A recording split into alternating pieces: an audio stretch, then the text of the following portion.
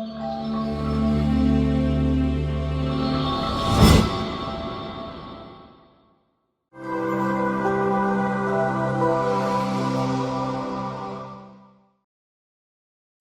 datang kembali di CPP Talk bertajuk Pemimpin Baru, Harapan Baru.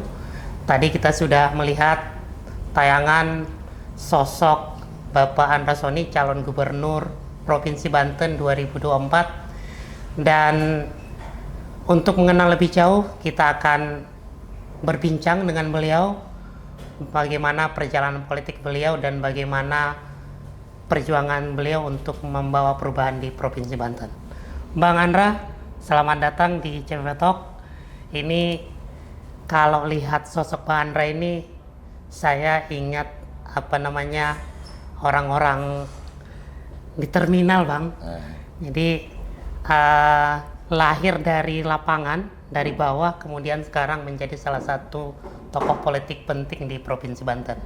Tapi saya mau tahu dulu, Bang Andra ini kan kalau lihat perjalanan hidupnya, ini kayaknya agak berliku-liku, Bang.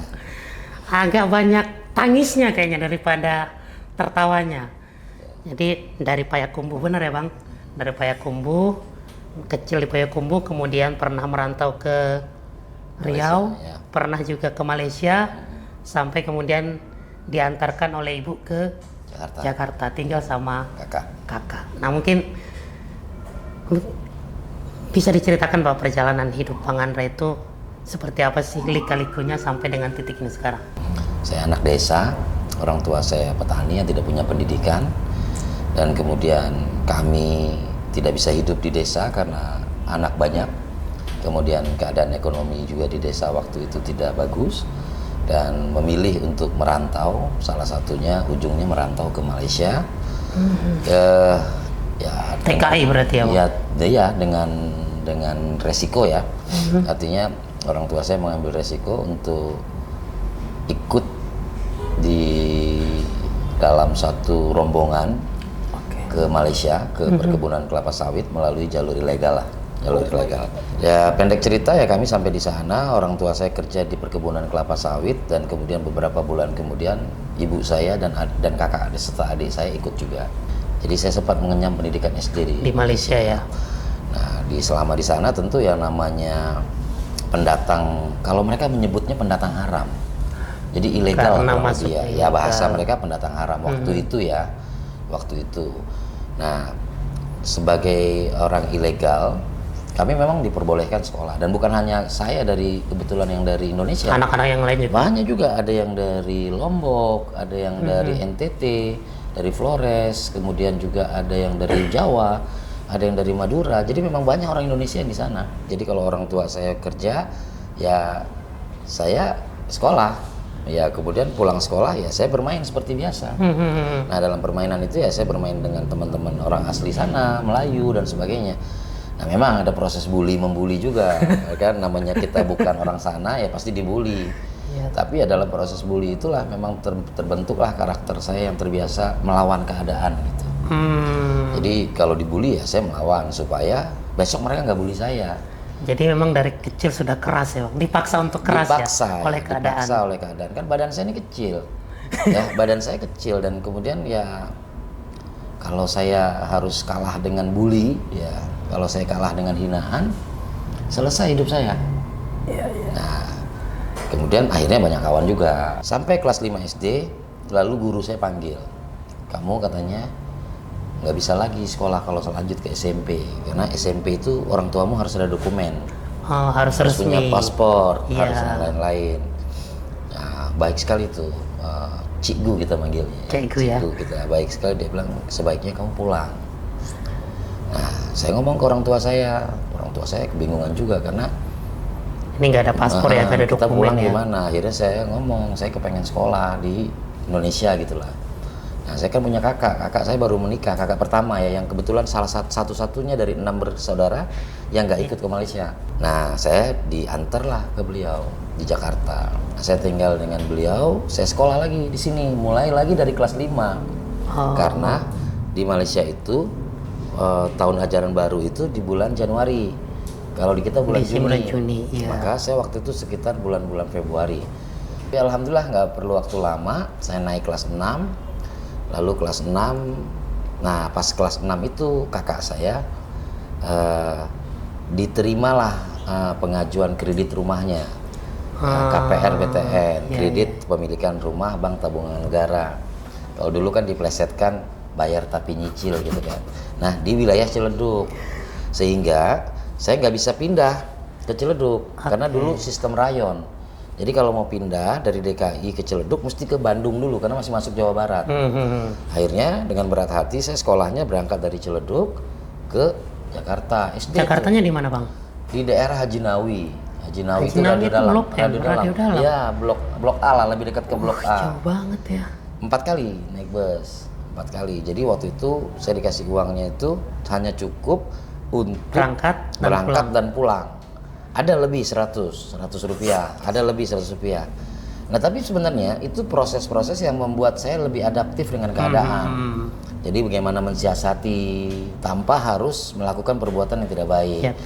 Jadi kadang-kadang saya akhirnya banyak abang-abangan, kenek, ya, abang-abangan pokoknya, kenek, ya kan. Terus kayaknya benar cerita terminal ini. Iya. Kadang-kadang kita di Blok M, di CSW itu.